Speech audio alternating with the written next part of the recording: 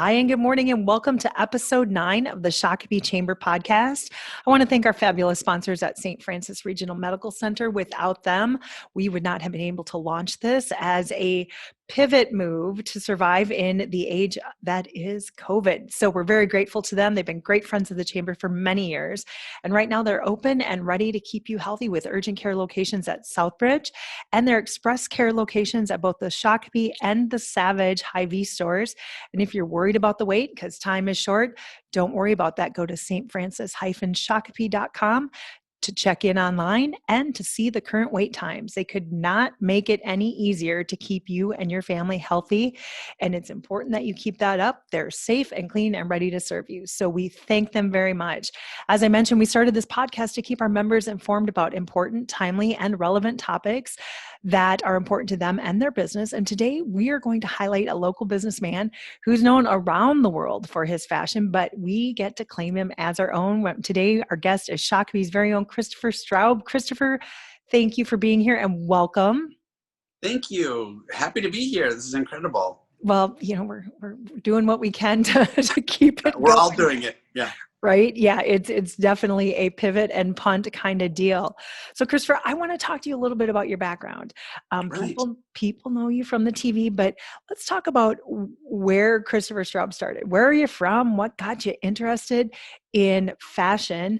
And then more importantly, how did you end up in Shakopee? And I mean, we're glad you're here, but tell us where you come from. Yeah.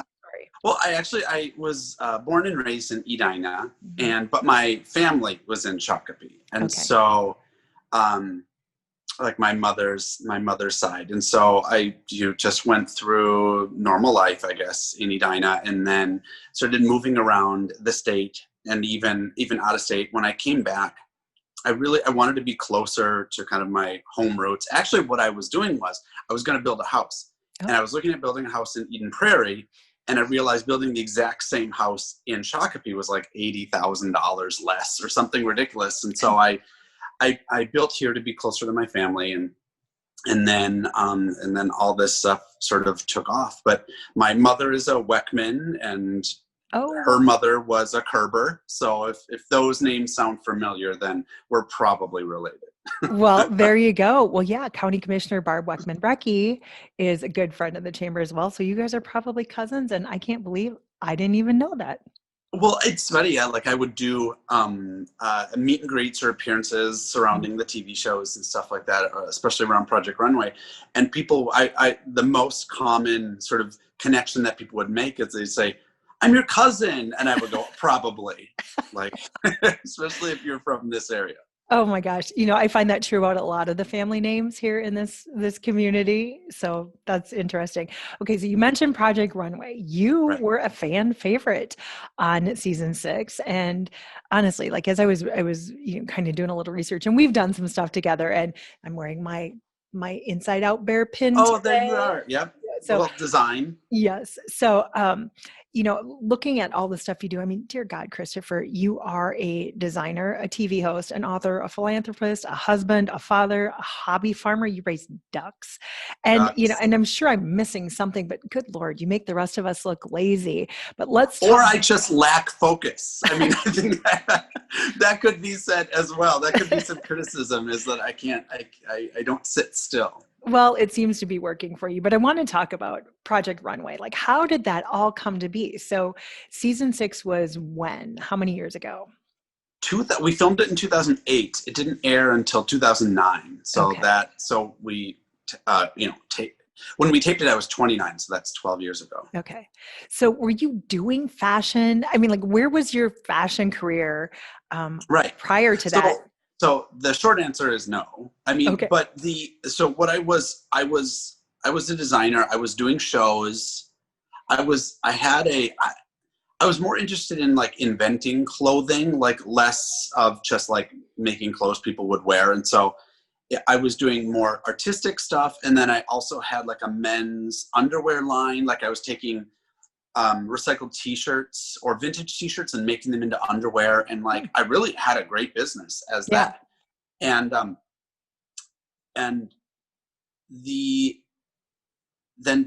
had applied for the show a couple of times, and I was a semi-finalist for seasons 3, 4, and 5. Oh, wow. And then when it came down to season 6, I'd been working in television. I worked for a home shopping network, which weirdly enough, I'm now back at on air, but I was working as a set designer. And I had been let go from that job, and I spent the next 9 months building the collection that got me onto Project Runway. Okay. And so when I was on the show and it aired, there were people that I had worked with for years that said, I didn't know you did any of this, because I really kind of separated my work life, and I guess it was a hobby at that time. But and then the weird, like, I didn't go on TV to be on TV. I'm not one of those people that cares about being on TV. I'm not a Real Housewife. I'm not on The Bachelor. Those are people that want to go on TV to be on TV. Yeah. I was on a talent-based reality competition show. So if you think about Top Chef, if you think about American Idol, and of course Project Runway, we're going on with the talent. We're going there to really further our career or start our career. And that was the goal. Yeah. And it worked. And it was interesting, because I'd be selling, the year before Project Runway, I would be at some event selling all the underwear that I made, and I was the underwear guy.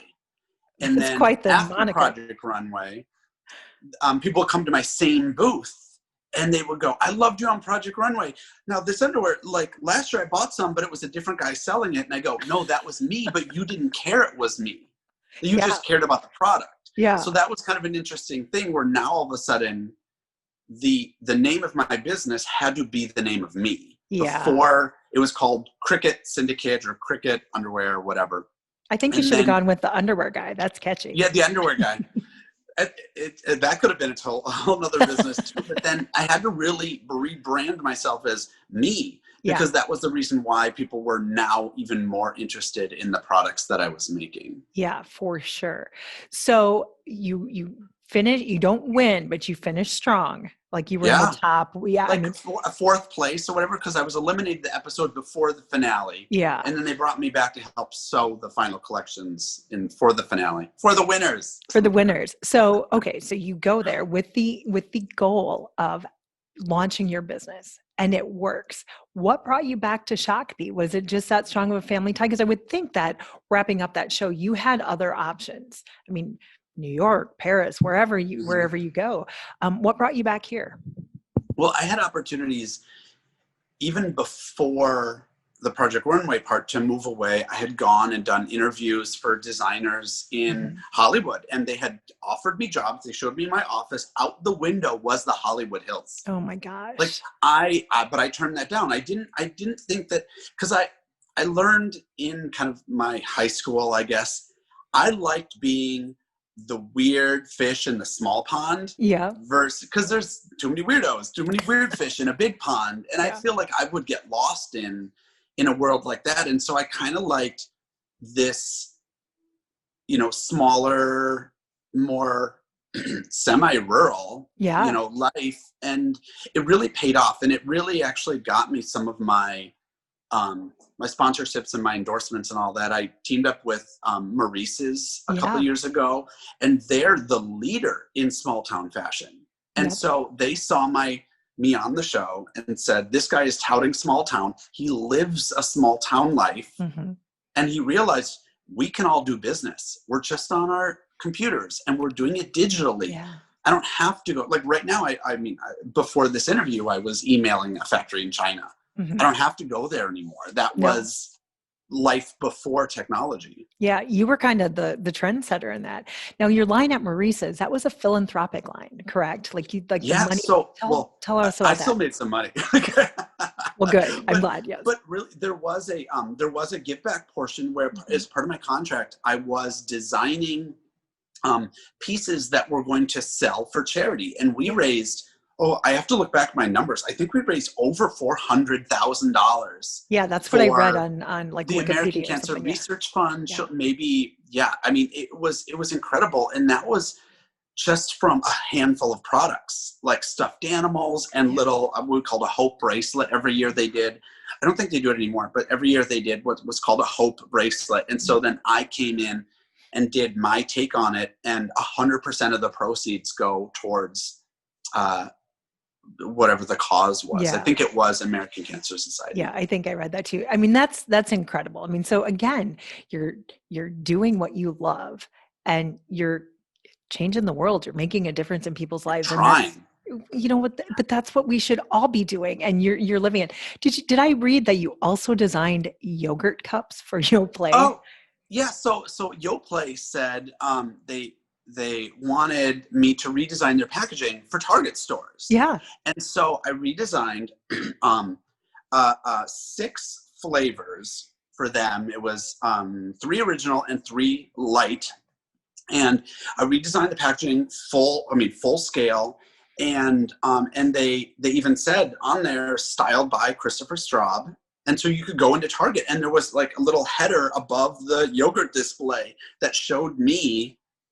And it was really interesting to go into Target and buy something with my face on it. That was not the first time though, because when our season was on DVD for Project Runway, you could go into Target and that was like, I literally picked something off of the shelf, turned it around, and my face was on the back of it at Target. How weird was that? Weird. I mean, that's one of those things where like, it weirdly became like normal after a while, like, where when your name is being said or printed and it actually doesn't have anything to do with you. Yeah. Like as a person I bought a Christopher Straub.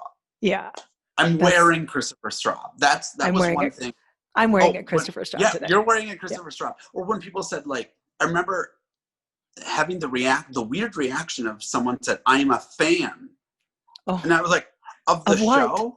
Yeah, like me too. I'm a fan of the show. That was a hard thing for people or for me to grasp onto, was that people were a fan of me personally. And I'm like, I'm literally just doing whatever comes to me. Yeah. And you like it. And so that was an interesting sort of shift in my own self-perception, because I never had that before. Well, and even on the show, watching myself, it felt like that wasn't me. Mm-hmm. Like it was hard for me to connect with that person, because it's well edited and you're well lit and you have a microphone on and all that stuff. And so it really just felt like that I had more of a connection to like the people that were around me. Like those are all my friends on TV. Yeah. And it was weird for me to be like, that one is me. Yeah. That was, it was pretty alarming almost, but. Well, you have figured out kind of the secret sauce that everybody wants, right? To do what you love and make a living at it and have the kind of reach you have. I mean, some would say, wow, that's what making it looks like. What is it? Okay, so I have 2 questions. My head is spinning. This happens every time we talk. Like we just get in circles. You and I could talk forever. We could do this on camera, off camera. We're doing the same thing. I know. I love it when you pop into the office and it's like 2 hours later. It's like, oh, Christopher. Yeah, I know. It's like I should get to work. Go. Yeah. Okay, so you're self-taught. Did they have like a fashion designer 101 at Edina High School, or what kind of drove you to this? Did you always know this was your thing? Like, I don't even know. Like, it's interesting, like, looking back. I think I was always an artist, and I still consider myself an artist before being a fashion designer, before being all these other things. Yeah. And so it was just a way, like, when I was doing art in high school, it was clay sculptures of women with a gown. Sure. It was drawings of outfits. It was things like that. So it really was just like,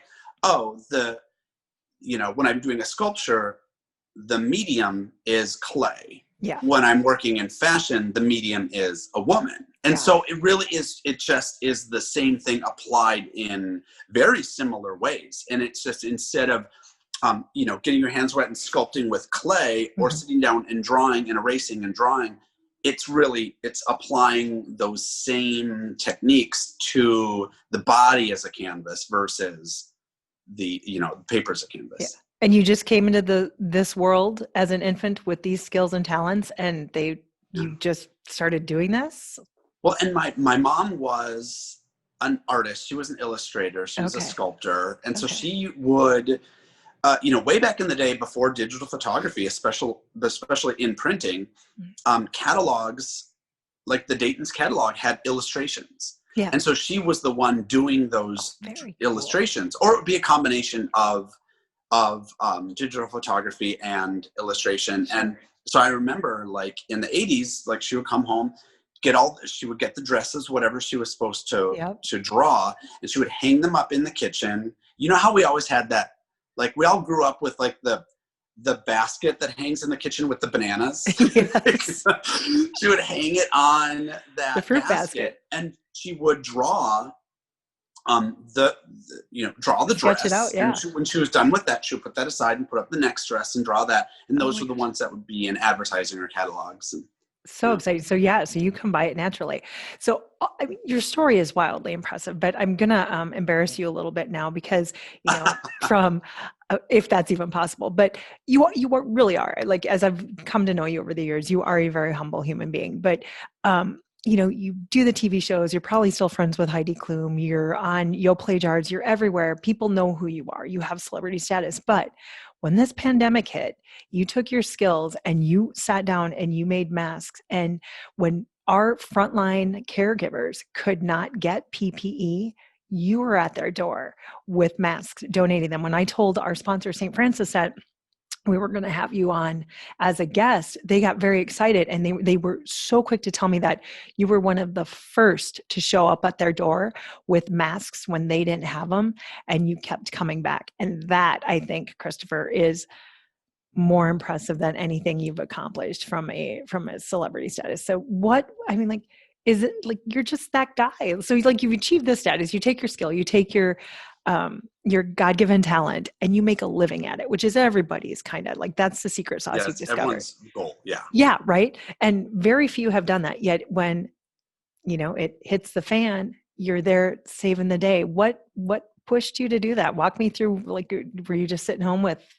Well, think about at the beginning of when we were told like lockdown, like we didn't know, like no one knew. And then it's sort of like the business kind of went away because we were all like, what do we don't know what to do. And how do we get toilet paper? Like, it was weird. Remember when the first direction was like, wash your hands for 20 seconds? Like that was like what we were given. Yeah. So it was like, all of a sudden, like I'm home, like you're not, like they closed stores. Like everything was closed.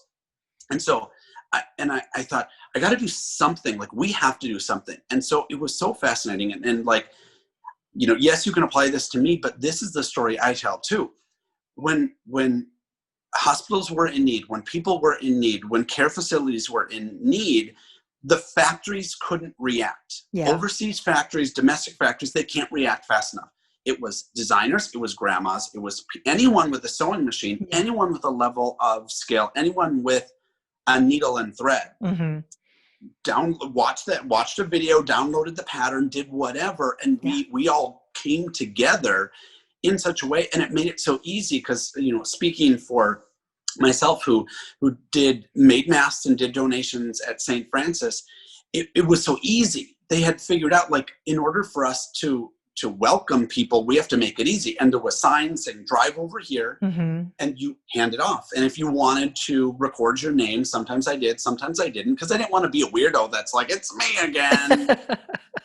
So, and I was always wearing my masks and stuff. And so, like, I didn't do it to get any sort of satisfaction out of it, but it was nice to get that card in the mail that said, thank you for helping. Cause they took addresses and were thanking people with handwritten notes. And that's a really kind thing, but there was no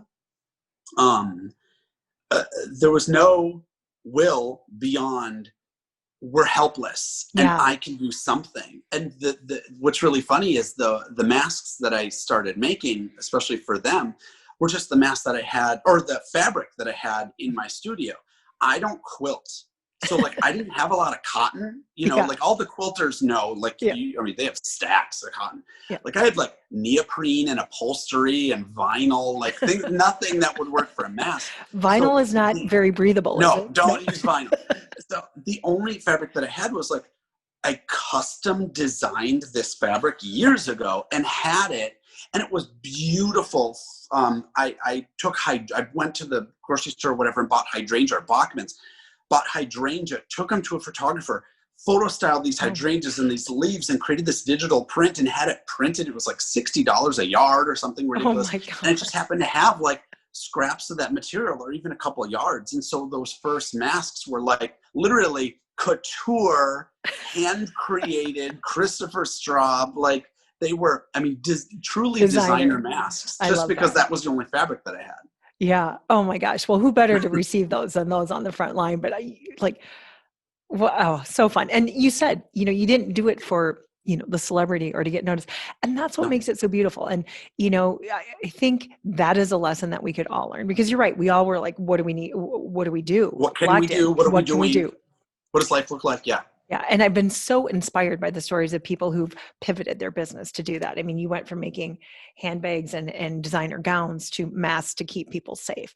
And, the Hennons, who own the Minocqua station right down the street from our office, they have an ethanol plant in, I can't remember what state right now. But they were going to have to shut down, and they pivoted and they started making sanitizer in like bulk quantities for hospitals, for those. Right. So, like gallon size. Yeah, like huge. And so I'm just so impressed and applaud you for being able to pivot and solve a need. Now, another thing you do that makes me look like a rock star, because it helps me get really great baby gifts, is you write children's books and you have the plushies, and there's a great story behind all your characters. And now you're making blankets. But talk to us about your children's book line and the characters and the message and the inspiration behind them. Were your boys the inspiration, or were you doing that before they came along? Well, I wrote 2 books. So I, not just a writer, but writer and illustrator and publisher, I guess. Yeah. And, so the first 2 books were about sort of oddball animals, manatees and platypus, animals that I really kind of related with because they're so weird. Like every kid had a shark or a lion or a puppy or a bear, you know? Yeah. And so I just really wanted to highlight the animals that don't really get highlighted. And then, and those are both are stories of, they don't know what kind of animals they are. So they go to all their little animal friends to not only contrast but compare. Mm-hmm. And so it's, yes, we're different, but we also have this one thing in common. And so it's finding commonalities among all these other animals. And at the end, they find an animal, just like them. Yeah. And so I have the storybooks and I have the stuffed animals. And then after I adopted 2 kids, or me and my husband adopted 2 kids in 2015. I think, 14, right, 2016. Okay. And then in 2017, I wrote a book for them called The Unabominable Yodi, about a lovable Yeti who teaches kindness instead of being abominable. I love that. And so, and then I illustrate for other authors as well. So great. Yeah.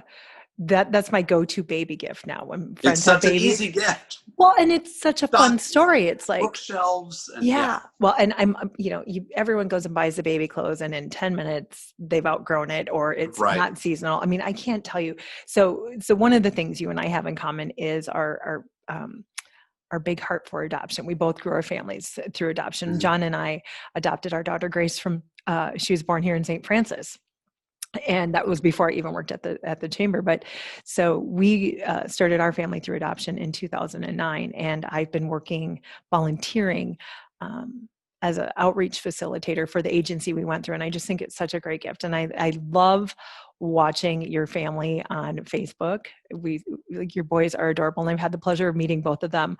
Now your son, Michael, he's taken after the old man with his fashion, and he's got his own little business. Tell us about that, if you will. Like, I don't want to. Yeah, so he's an art. So one day he just started drawing. Like, it's funny because I want to be like, I had, even before kids, it's like Straub and Sons, some business. You think they're gonna care about the things that you care about, but then that's not gonna happen. Yeah. But one day he just started drawing and illustrating and so I really wanted to when we draw together and stuff too, but I trying to build his self-esteem by building a little business. So we've been making little enamel pins of some of his drawings, and all the money goes towards his college savings account. And I'll tell you, this kid, we're so smart with his money. He has more money in his little college savings than I had at 21. I think. Love that. And so he's going to be very well off. But but he doesn't. Don't tell him that. I won't. Well, this way he but can take care of you and Ronnie when you're old. they're fine. There you go. There's the trade-off. But he has, so I take his drawings. We work with the manufacturer and have little enamel pins made, and then we do them in several colors, so they're kind of collectible. And so he chooses the little colorways, and it's so amazing. So much fun. He designs like on the all the pins come with a little pin card, and he designs the little pin card. He does all the writing, so he'll this is a monster pin, or this is a dinosaur pin. He'll I say, what do you want to say? And he has to write it out. Love that. And then he gets to choose a little photo to put on there too. Wow. Yeah, it's fun. It's so fun. It's so fun. And I have a Michael Straub original. And what I find adorable, like I won't put, like I put this one on my jacket because it was the In-N-Out bear you made of my grandmother's clothing. Yes. Yes. One of my. So I also take like your loved one's clothing and I'll make a teddy bear. I can't. So it's sort of ridiculous. I'm 52 years old and I think I have 8 of your teddy bears in my house. I literally have one on either side of me. Like they're beside me. Best. So if people don't know this, so like Christopher's In-N-Out bears are amazing. And if you've got, like all of us crazy parents say baby blankets, right? And my most favorite bear you've sewn for us is the one with Grace's old baby blanket. And this thing was about falling with the polka dots. Yeah. And this fabric I gave you, I mean, this blanket was well loved, and we bought them in bulk because we just kept rotating them and cleaning them. And so they'd been loved, and you made this bear and she loved it. I gave it to her and she's like, oh, she grabbed it. I was like, no, you can't touch it. And I put it up on a shelf, and I was like, well, that's probably the wrong message. So it's even getting more love now. But these bears, so if people don't know that you do this, they have to go to your website, which is ChristopherStraub.com, right? Easy. Yeah. Like keep Easy. It simple. And the In-N-Out Inside Out bears, and they're just fabulous. And so you took a whole bag of my grandmother's clothing that I had held on to for years after she passed away. And she was my favorite human being, still is. And I didn't want to part with this bag, and I gave it to you. And I remember you came into my office to get it, and I was like, you don't understand how important this is. Don't screw it up. And like, who am I telling a designer? Like, clearly you know what you're doing, but I was like, don't ruin these clothes that, the whole bag was probably worth $40 all in. But you made these bears, and I gave them as gifts to my aunts and uncles. And I mean, just such a deal. So people need to check that out. And if you got a whole box of baby stuff. It's funny, like, you talk about like, it's something so personal to you, but like for me, the headspace is, well, it's fabric. Yeah. Like, I don't want to freak out, but also like I assure people, like people ask me, like, well, be like, do you ever have hesitation about cutting up a wool jacket from someone's grandma? And I go, I'm a professional. I know what I'm doing. I know I wouldn't accept that fabric if I didn't know exactly what to do with it. Yeah. So, but on the other end of that transaction, when you told me you were going to wash her favorite sweater that still kind of smelled like her, I was like, oh, you're going to what? I just pictured, like when I wash a sweater, kiss it goodbye, it's gone. But yeah, so no, your line is amazing. So you do handbags, you do clothing, you do pins, and you sell the Pride pins at the Pride Fest, and like your sons are making pins. I'm like, there's really nothing you don't do. What's next for Christopher Straub?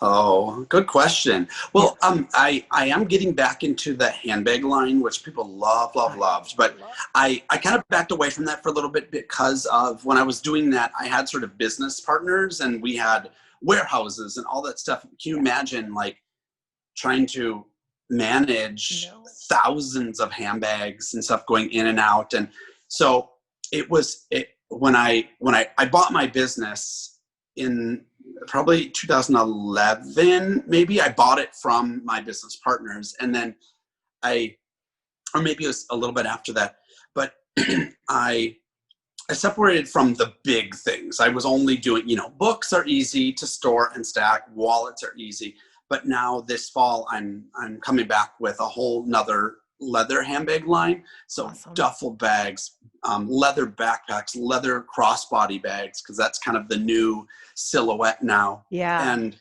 so it's gonna be fun, and I'm gonna not only have them on my website, but I'm gonna sell them on Home Shopping as well. And so that will hopefully, I mean, I have the most confidence that they're going to sell out so quickly that we're going to come back in spring with another line with even, fuller capacity. I hope so. Well, I've got 2 of your bags and I keep them in their dust bags and I pull them out and I wear them. Oh, I'm so proud. And I get so many compliments on them. It's the satchel with the flowers. The Love petals. it. Yeah. Yeah. The petals. Well, Christopher, you are everywhere. And we appreciate that you took the time to be here with us on the Shakopee Chamber website and give us an opportunity to highlight your business and some of the things you do for our community. We're glad that you chose to come back to Minnesota and that you aren't working for some big Hollywood star. But on that note, on just we're keeping this podcast light because it's been heavy. And so I love this. So we're going to get a little dishy. Do you still keep in touch with Heidi? No. What is her deal? Why isn't she calling you? Are you kidding? I follow her on Instagram. You know what? I actually should look. Tim Gunn, I think, follows me, but that stuff doesn't sort of I don't place a lot of precedence in that, especially someone with she's the host of Germany's Next Top Model, America's Got Talent, all this stuff. She has time for me. She's got kids, she's got work. So I sort of joke she wouldn't even know who I was if I walked down the street. But when I was at an event with her, she did. She pointed to me and she goes, "You come here," and then we, would have a hug or whatever. I love that. So fun. Well, you certainly have been on a colorful journey, and we're glad that you chose Shakopee to raise your family and you and Ronnie to make your home here. And thank you for all you do for our community. I know we barely scratched the surface on it, and where can people see you? They can see you on the Bulldog Network. You frequent on the Jason Show. Where else can people find you besides, follow, really keep up with everything, Christopher. You can follow me on Instagram. That's going to be the most sort of visual. Mm-hmm. And so at Schmistopher, SCHMISTOPHER. That sounds long, or you can just type in Christopher Straub. You're going to see my face. Or on Facebook and Twitter. Perfect. Well, we will certainly put that. We're going to be airing this on our Facebook and YouTube channels. And then we're also on Apple Podcasts, Google Podcasts, Stitcher. And you can even just say, "Hey, Alexa, play the Shakopee Chamber podcast." So we fully expect that you will be following us because we're kind of cool too. But we'll put about schmistopher.com out there so people can follow you and keep up and contribute to that new bag line that you've got coming out. And thank you for your time. And next time you're in the park, stop in. We'll have another chat session. I'm there all the time. All right, Christopher, take care.